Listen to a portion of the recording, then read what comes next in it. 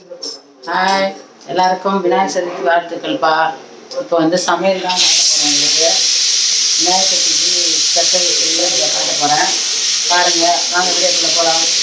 சுண்டல் போட்டுருக்கேன், பாயசத்துக்கு தண்ணி வச்சுருக்கேன், சாதத்துக்கு உலை வச்சுருக்கேன்.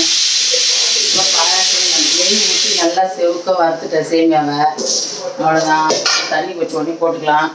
இப்போது இந்த உளுந்து, சாதத்துக்கு அரிசி, உருண்டைக்கு அரிசி, அப்புறம் உளுந்து வடைக்கு எல்லாம் ஊற வச்சு வச்சுக்கலாம். அவ்வளோதான். இப்போ ஒன்று ஒன்றா செய்ய வேண்டியது தான். சுண்டல் போட்டாச்சு, சாம்பார் வைக்கணும், பொரியல் பண்ணணும். அவ்வளோதான். கொஞ்சம் கொஞ்சமாக காட்டுறேன், ஏன்னா ஃபுல்லாக காட்ட முடியாது. நம்ம பாயசம் காய்ச்சியாச்சு. இப்போ சுண்டல் தாளிப்போம். எண்ணெய் ஊற்றிட்டேன், கடுகு உளுத்தம்பருப்பு போட்டு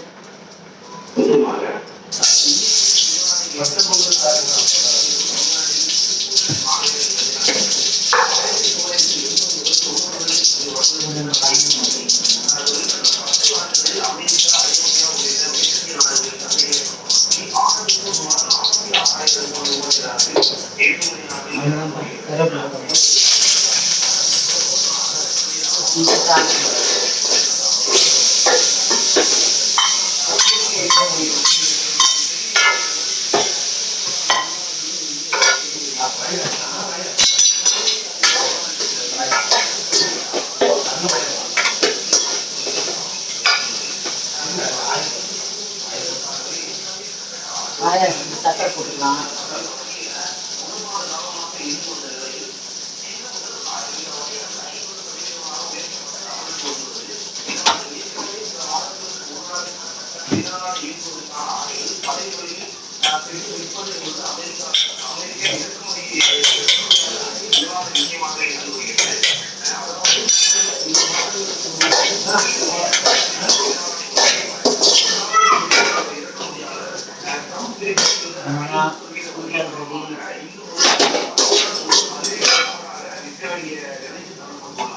பாயாசம் இந்த மாதிரி வேக வச்சுக்கணுங்க. ஏலக்காய் எல்லாம் நெருக்கி போட்டேன், சக்கரைலாம் போட்டாச்சு. பால் காய்ச்சி நல்லா திக்காக பால் காய்ச்சி ஊற்றிக்கலாம். அவ்வளோதான். அதை பாலில் கூட வேக வைக்கலாம். ஆனால் இன்னைக்கு நான் பாலில் வேக வைக்கல, மணி ஆகிடுச்சு, நல்லா வேக வச்சிட்டேன்.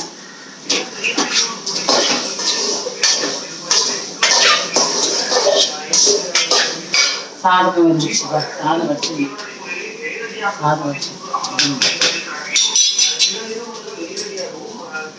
அவ்வளோதான்ப்பா. அப்புறம் காட்டுறேன்.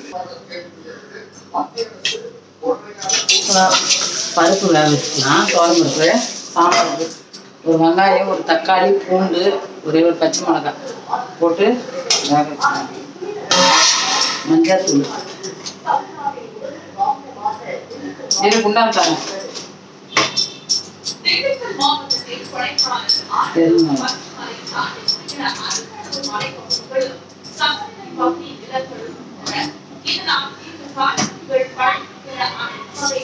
சீரகம்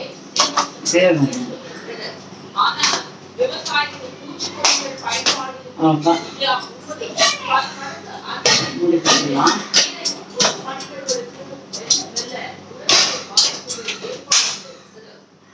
விசில் போட்டுக்கலாம். அவ்வளோதான். வேகட்டும். சாம்பார் காய் அரிஞ்சு வந்துடலாம். அரிசி ஊற வச்சிருந்தல உண்டைக்கு மாவு அரிசி கரைச்சி வச்சுங்க. இந்த ஜல்லடையில நம்ம வீட்லேயே அரிசி கரைச்சிக்கலாம். ரொம்ப இருந்தால் போய் மிஷினில் அரிசிங்களாங்களா, நான் வீட்லேயே அரிசி கரைச்சி மிக்சியில் போட்டு அரிசி கரைச்சிட்டேன். அவ்வளோதான். ஆவி விட்ட போகிறேன். இட்லி குண்டால வச்சு நம்ம துணி போட்டு, துணி ஈரமாக நல்லா குனிஞ்சிட்டு அப்படியே மேலே போட்டு இட்லி குண்டால ஆவி காமிச்சிட்டு வந்தேன். இந்த ஒரு கொத்து மட்டும் வச்சுட்டு அப்படியே ஆவி காமிச்சு, அப்புறம் நல்லா சுடு நல்லா கொதிக்க வச்சு நம்ம கை பொறுக்கிற அளவுக்கு ஜல்லிக்காண்டி வச்சு கூட நம்ம மாவு பிசைஞ்சிக்கலாம். இப்போ தண்ணி வச்சுக்கலாம். இப்போ இதில் இட்லி குண்டால தண்ணி வச்சுக்கலாம். சாம்பார் தாளிக்கிறப்ப பருப்பு போட்டு வேக வச்சு எடுத்துட்டேன் எல்லாமே. இப்போ சாம்பாருக்கு வெங்காயம் நறுக்கி தக்காளி போட்டுக்கலாம். முருங்கைக்காய் கத்திரிக்காய் சாம்பார். முருங்கைக்காய் வச்சுருக்கேன், கத்திரிக்காய் வச்சுருக்கேன். இது பொரியல் அவரைக்காய் பொரியல். கருணக்கிழங்கு வதக்கணும். இன்னும் நிறைய வேலை இருக்குதுங்க. தண்ணி கொதிக்கிட்டோம். சாம்பாருக்கு வந்து நம்ம மிளகாத்தூள் போட்டுக்கலாம். காயெல்லாம் போட்டு வதக்கியாச்சு. ஏன்னா எல்லாத்தையும் எடுத்தோம்னா ரொம்ப நேரம் ஆகும், அதனால கம்மியாக எடுக்கிறேன். அவ்வளோதான். காய் நல்லா வதங்கிடுச்சு.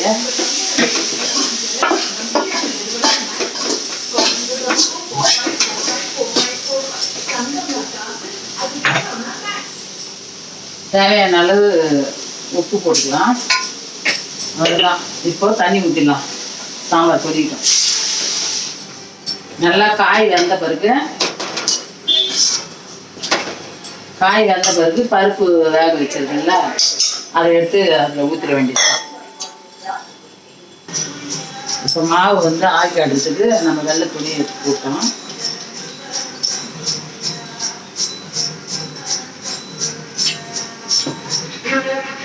இதில் வந்து நம்ம இந்த மாவு அப்படியே நல்லா கொட்டிக்கலாம்.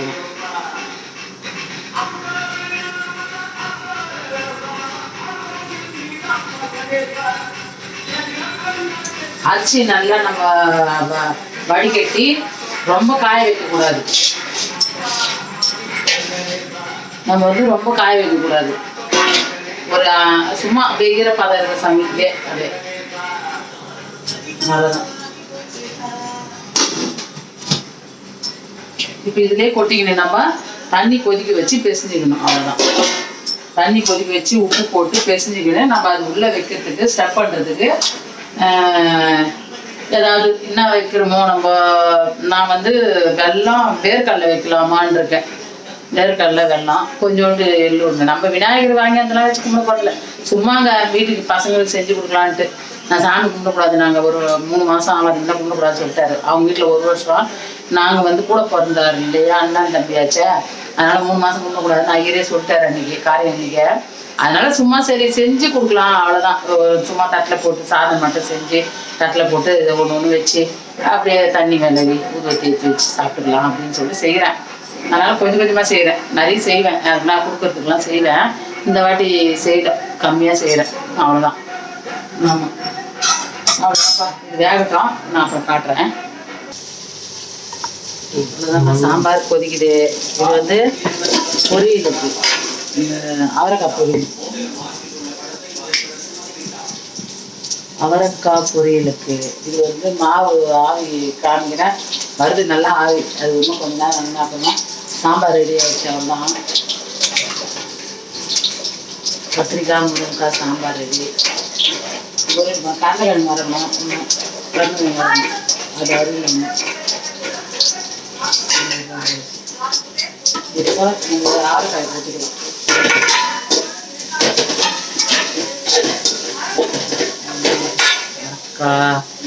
அவரைக்காய் பொரியல் காய் வந்துச்சு. இப்போ கடலைக்கிழங்கு வந்து பொடியாக அரிஞ்சு மஞ்சள் உப்பு போட்டு வேக வச்சுருக்கேன். அதை அப்புறமா வறுத்துக்கலாம். வேகட்டும் அப்படியே. இப்போ பொரியல் ரெடி ஆகிடுச்சுப்பா. இது ஆயில் வந்துச்சு நல்லா. இது ஆயில் வந்துச்சு. இப்போ இதை வந்து நம்ம சுடு தண்ணி ஊற்றி பேசிடணும். எடுத்துட்டு சுடு தண்ணி ஊற்றி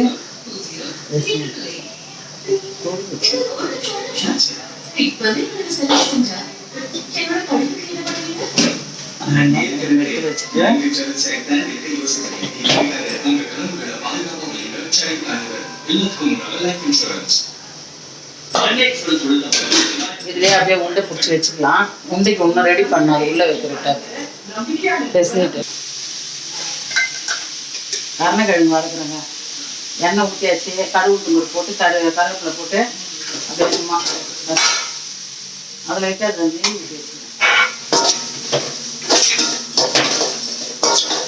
அவ்வளோதான். வறுவல் பொரியல் ரெடி. இந்த உருண்டையை பிடிக்கணும். உருண்டைக்கு வந்து சரி பண்ணிட்டு அவ்வளோதான், முடிஞ்சது வேலை. பொரியல் எல்லாமே ரெடி. வடை செய்யணும். இது மரவள்ளி கிழங்கு அரைச்சி வச்சுருக்கேன். சூப்பராக அரைச்சி வச்சுருக்கேன். மரவள்ளி கிழங்கு கட் பண்ணி அரைச்சிருந்தாங்க வடை செய்யறதுக்கு. முன்ன ஏற்கனவே போட்டுருக்கேன். இது உளுத்த வடை.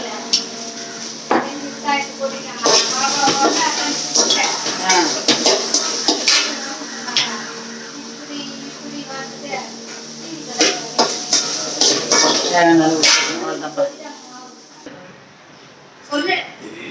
உளுந்துக்கு வெங்காயம் போட்டாச்சு, கொத்தமல்லி, பச்சை மிளகா. எவ்வளோ பச்சை மிளகாங்க? ஒன்று தான் போடணும். ஒரே ஒரு பச்சை மிளகா போட்டுக்கலாம், நிறைய போட்டுக்கிறது. கொத்தமல்லி, கருவேப்பிலை, இஞ்சி கொஞ்சோண்டு, இஞ்சி சும்மா இஞ்சி, அவ்வளோதான்ப்பா.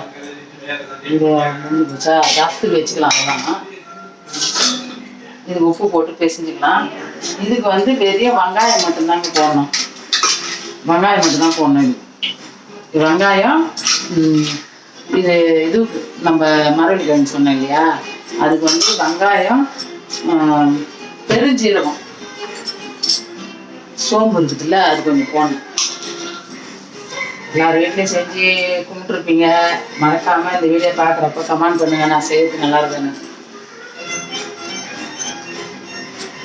கொஞ்சோண்டு பெருஞ்சீரகம் போடணும். இந்த மாதிரி நுணுக்கி கொஞ்சமா, அவ்வளோதான். ஓகே, இது ரெண்டுத்துக்கும் உப்பு போடணும்ப்பா. வடை மட்டும் காட்டுறேன். இந்த மரவள்ளிக்கிழங்கு உப்பு போட்டுக்கலாம். தேவையான அளவு திட்டமா உப்பு போடணும். இதுக்கு ரொம்ப போடக்கூடாது, மரவள்ளிக்கிழங்குக்கு ரொம்ப போடக்கூடாது. ஏன்னா அது ஏற்கனவே ஆல்ரெடி நல்லா தித்திப்பா இருக்கும். அது உப்பு ரொம்ப போடக்கூடாது. அவ்வளோதான்ப்பா. உப்பு எடுத்து போட்டணும். மணி ஆயிடுச்சு. இதெல்லாம் போட்டு வச்சாச்சு. இது எண்ணெய் ஊற்றி வச்சுட்டு அதுக்கப்புறம் ரெடி பண்ணிக்கலாம். உண்டையும் ஒரு ரெடி பண்ணிக்கோன்ட்டா வச்சிடலாம்ப்பா. நல்லா தண்ணி கொதிக்குதுப்பா. நம்ம உண்டை மாவுக்கு அது மாதிரி தான் கொதிக்கணும். கொதிக்கிறப்ப தான் நம்ம வந்து ஆய் காமிச்சோம் இல்லையா, அது இப்போ எடுத்து கொட்டிக்கிறோம்ப்பா. இது சூடு ஆட்டணும். அதே வச்சிட்டேன், ஃபஸ்ட்டு எடுத்தேன் வச்சிட்டேன். இந்த மாதிரி தண்ணி வந்து கொதிக்கணும். எப்படி கொதிக்குது பாரு, சல சல சலன்ட்டு. அவ்வளோதான். நான் செய்கிறப்போ காட்டுறேன். அப்போ தான் வேகும் மாவு. அவ்வளோதான். பேசுனீங்களா? உப்பு போட்டுக்கலாம். மாவுக்கு தேவையான அளவு உப்பு போட்டுக்கலாம்.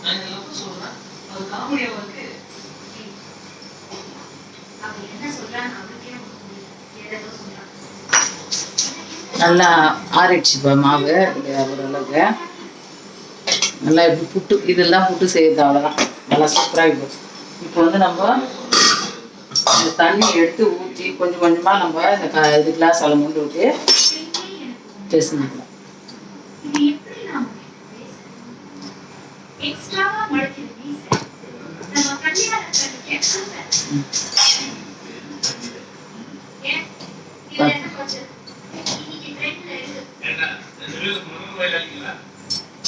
இப்போ நம்ம இந்த கரண்டி தான் கிடக்கும் சூடு.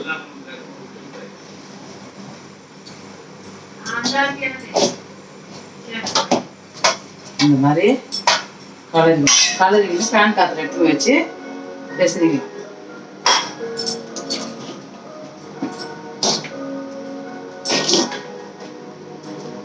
லேசான கரண்டினா வளைஞ்சிடும். அதனால இந்த கரண்டி எடுத்து போட்டு கலர். பச்சை அரிசி தான்ப்பா இது. நல்லா நம்ம பொன்னி அரிசி அன்னைக்கு பிரியாணி வீடியோ போட்டிருந்தேன்ல, அந்த பிரியாணி வீடியோ போட்டிருந்தேன், அதுக்கு எடுத்து செஞ்சு பார்த்தீங்களா, அந்த அரிசி தான் இது. தூள் அரிசி கூட செய்யலாம். நம்ம பச்சை அரிசி நல்லா இருக்கும். தூள் அரிசி கூட பாதி இது பாதி அது போட்டு செய்வாங்க. ஆனால் அது வந்து அரைக்க முடியாது. நல்லா கிரைண்டரில் ஆட்டிட்டு நல்லா எண்ணெயை ஊற்றி இது பண்ணணும். நம்ம கடாயில் போட்டு வதக்கணும் அதை. அவ்வளோதான்ப்பா. போகிறோம். இது மேலே தண்ணி ஊற்றோம்னா தண்ணி ஆகிடும். இதுவே தண்ணியாக இருக்கிற மாதிரி இருக்குது.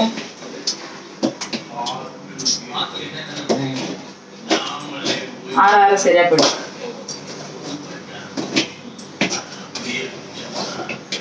அவ்வளோதான். ஆற சரியா போயிடும்பா. இப்பயே மாவு வந்து நல்லா இது வருங்க.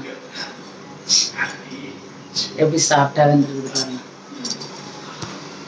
அவ்வளோதான். இந்த மாதிரி நான் இப்போ போயிட்டு பிடிச்சி எடுத்துன்னு வந்துடுறேன். ஏன்னா இங்கேயே வந்து நின்று பிடிக்க முடியாது நம்மளால. அதனால கொஞ்சமாக நம்ம நெய் ஊற்றிக்கலாம்.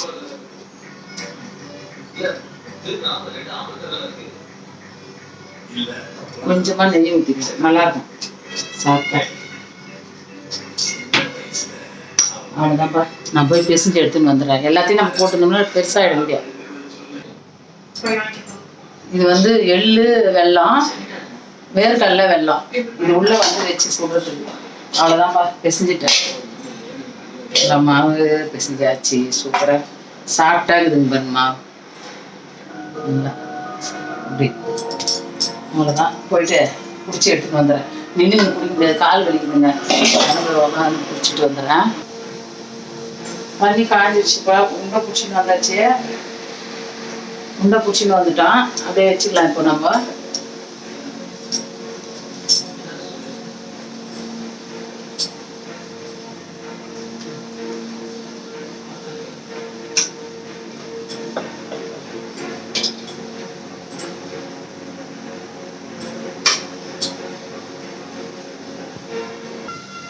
அவ்வளோதான், மூடிடலாம்.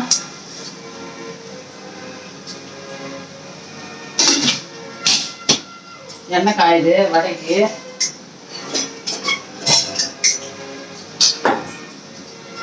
பிசைஞ்சிக்கலாம். ஃபஸ்ட்டு உளுந்து போட்டு உளுத்த வடை போட்டு எடுத்துக்கலாம்.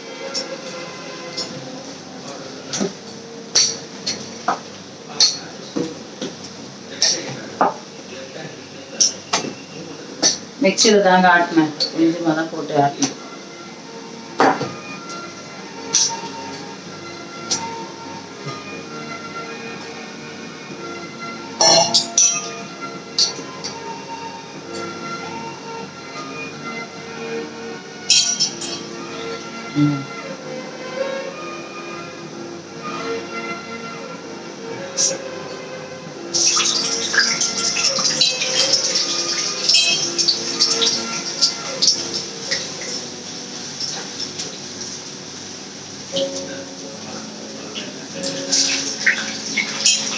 நிறைய ஊற்றிட்டு எண்ணெய்.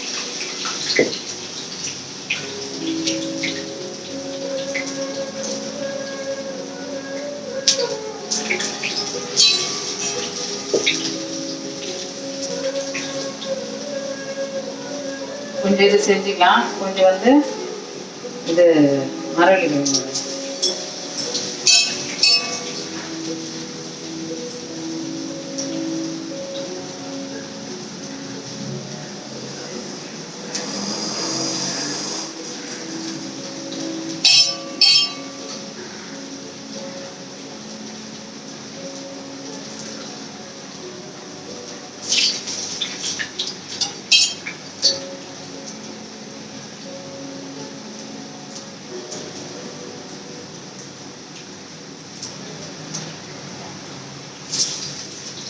மறைச்சு அவ்வளோதான். வேகட்டும்.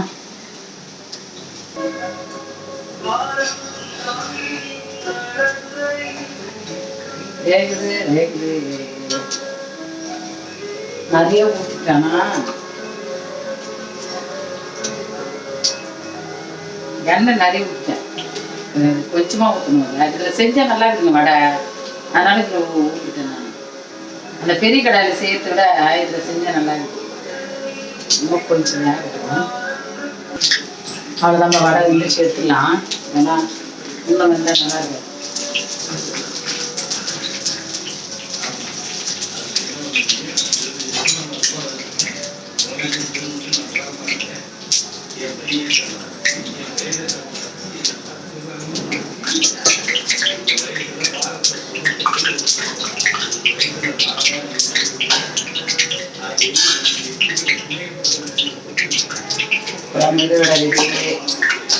இப்போ வந்து நம்ம இது போட்டுக்கலாம். மரவள்ளி கிழங்கு மேலே போட்டுக்கலாம்.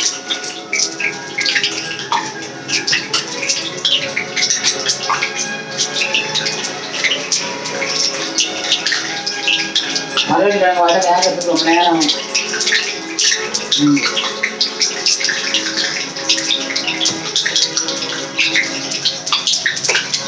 வச்சுட்டு கூட செய்யலாம். தண்ணிலாம் போடக்கூடாது. அப்படியே கட்டி அப்படியே போட வேண்டியதுதான். கண் தொடக்கூடாது. அப்படியே இந்த மாதிரி தட்டி தட்டி அப்படியே போட வேண்டியதுதான்.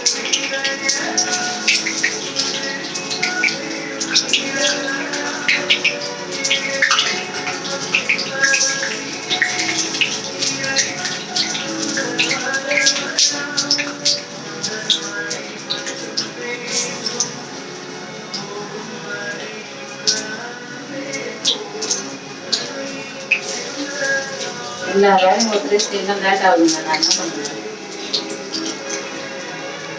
வேறு ஒன்றும் இல்லை. அதனாலதான்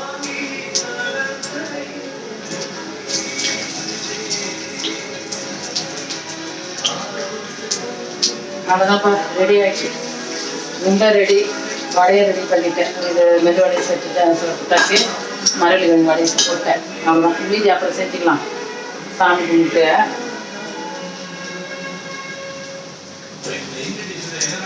போட்டேன். இந்த மாதிரி மரவள்ளி கிழங்கு வடை செஞ்சு சாப்பிட்டு பாருங்க, செம்மையாக இருக்கும். அவ்வளோதான்.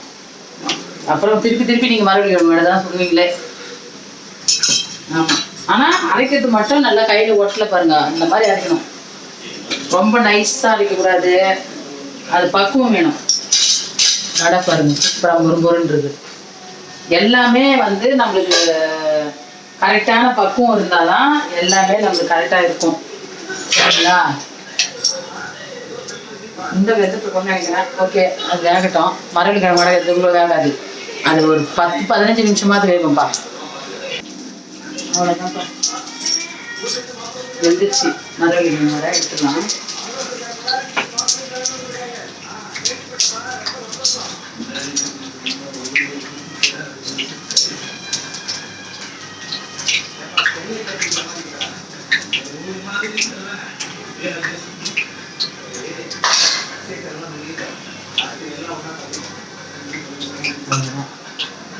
இது மரவள்ளி கிழங்கு வடை இப்படிதான் வேகணும். நல்லா முழுந்து தரணும். அவ்வளோதான். இப்போ வந்து அப்பளம் பொரிச்சிடலாம்பா. அப்பளம் பொரிச்சிடலாம்.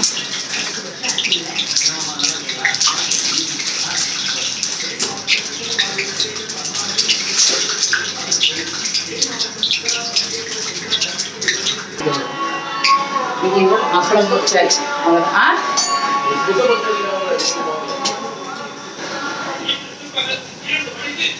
அவ்வளோதான்ப்பா, அவ்வளோதான்ப்பா. விட்டுச்சு.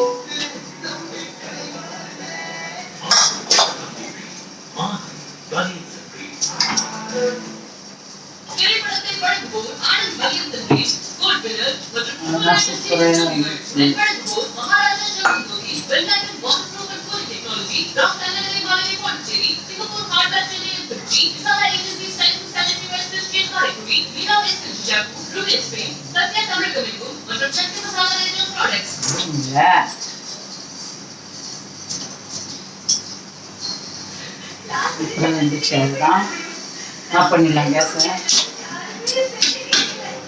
இது பண்ணிட்டு ரசமும் கொதி வந்துச்சு. அவ்வளோதான்ப்பா. இந்த வீடியோ பிடிச்சிருந்தா லைக் பண்ணுங்கள், ஷேர் பண்ணுங்கள், கமெண்ட் பண்ணுங்கள், சப்ஸ்கிரைப் பண்ணுங்கப்பா. நான் செஞ்சதெல்லாம் காமிச்சிடுறேன். மரவள்ளி கிழங்கு வடை, மெதுவடை, ரசம் கொதிச்சிச்சு.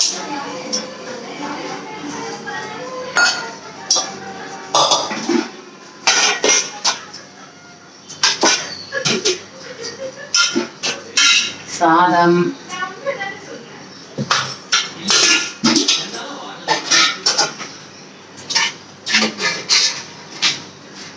சாம்பார்,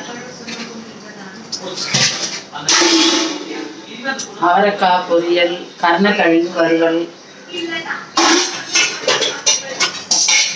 சுண்டல்,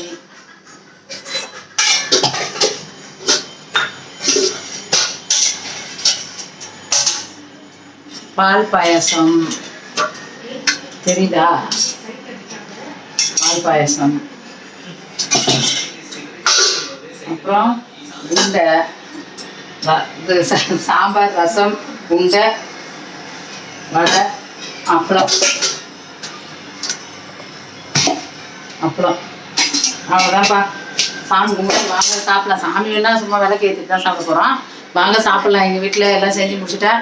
வாங்க சாப்பிட்லாம். இந்த வீடியோ பிடிச்சிருந்தா லைக் பண்ணுங்கள், ஷேர் பண்ணுங்கள், கமெண்ட் பண்ணுங்கள், சப்ஸ்கிரைப் பண்ணிக்கோங்கப்பா. மறக்காமல் லைக்கும் கமெண்ட்டும் பண்ணுங்கள். பாய். சாமி கும்பிடணும், வேலை இருக்கும், மஞ்சள் இருக்கணும். பாய்.